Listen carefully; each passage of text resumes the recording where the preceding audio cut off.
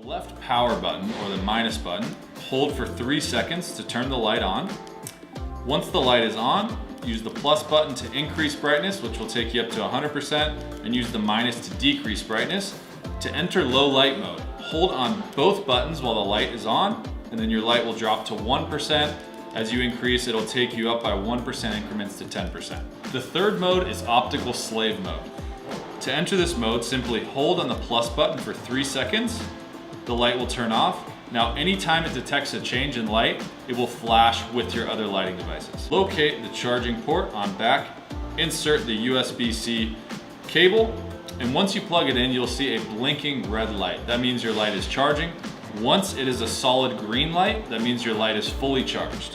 One thing to note about charging your Lume Cube 2.0 is the only cable that will work is a USB-A to a USB-C cable. We recommend charging your 2.0 periodically to get the most out of your battery life. Meaning, if you leave it sitting around for a month, then decide to take it out, it might not be charged. So recharge it before you go out on your next shoot. So simply download the Lume X app to your iPhone or Android, turn your Lume Cube 2.0 on, and up will pop a registration screen.